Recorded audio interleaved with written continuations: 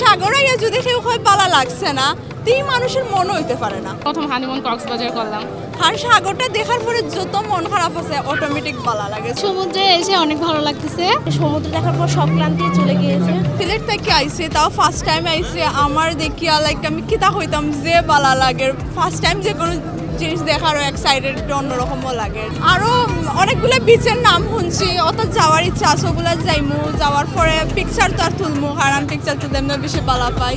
So আর দেখি ওনার মাঝে কিতা করা যায়। আমি তো জানলাম না, ফার্স্ট টাইম আসছি, কোনো কিতা আছে পালা করে বুঝলাম না।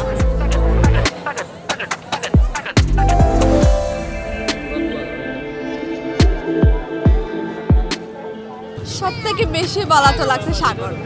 এটার কথা হইয়া লাভ নাই। লাইক আমি দেখিয়া একটা কথা এমনও আছে যে সাগরাইয়া যদি কেউ হয় পালা লাগছে না, তিন মানুষের মন হইতে পারে না। কারণ সাগরটা দেখার পরে যত মন খারাপ আছে অটোমেটিক পালা লাগে। সো আমার আসলে খুব ভালো লাগছে এটা দেখি। আমার একটু রাইতো ঘুম হয়েছে না, বাট এটা দেখার পরে মনে হইল যে যা কষ্ট করছি সব সাকসেস।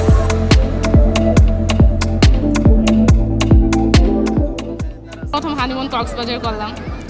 আমরা তো আসছি আরও আগে, তখন অনেক সুন্দর ছিল, ফাঁকা ছিল। আজকে তো পরিবেশ আরও লোকজন ভরে গেছে। সমুদ্রে এসে অনেক ভালো লাগতেছে, আর এখানকার মানুষজন দেখে আমাদের দুঃখ দুর্দশা যা ছিল সব দূর হয়ে যায়। সেন্ট মার্টিন যেতে চাইছিলাম, কিন্তু এখন তো টেকনাফ থেকে যায় না, কক্সবাজার থেকে যায়। তো 28 তারিখ পর্যন্ত সব শিপ বুকিং, আমরা যেতে পারিনি। এখানে অনেক সুন্দর সুন্দর জায়গা আছে যেখানে ছবি তুলে আনন্দ পাই আমরা, এখানে পানিতে নেমে আনন্দ পাই, তারপর অনেক মজা করতে পারি, অনেকগুলো জিনিসও কিনলাম।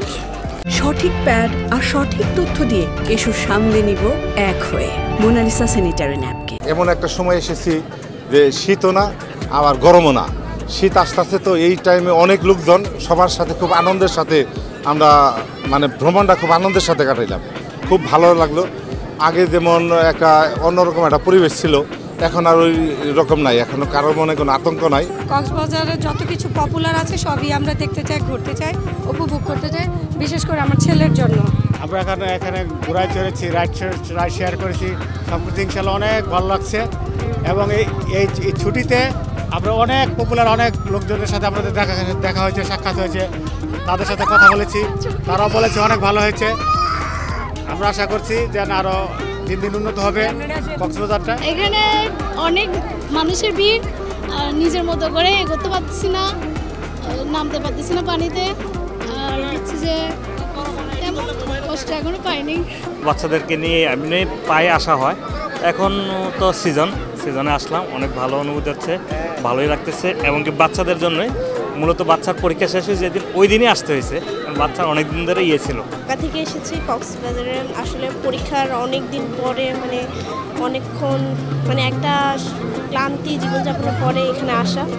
আর আসলে সমুদ্র দেখার পর সব ক্লান্তি চলে গিয়েছে। আলহামদুলিল্লাহ, আমাদের বাংলাদেশ আমাদের নিজের দেশ, নিরাপত্তা তো অবশ্যই আছে দেখে আমরা এই জায়গায় সবাই আসি। অনুভূতিটা আসলে বলার মতো না, কারণ এত সুন্দর একটা সৈকত, পানি, ফ্যামিলি নিয়ে আসা, টাইম স্পেন্ড করা, ইটস রিয়েলি অ্যামেজিং। অ্যান্ড আমরা সবাই অনেক খুশি। তো এটা বলতে গেলে একটা প্রকৃতির একটা আশীর্বাদ যে আমরা এত সুন্দর একটা সুন্দর সৈকতে আসতে পেরেছি। আমাদের একটা সুন্দর একটা সৈকত রয়েছে।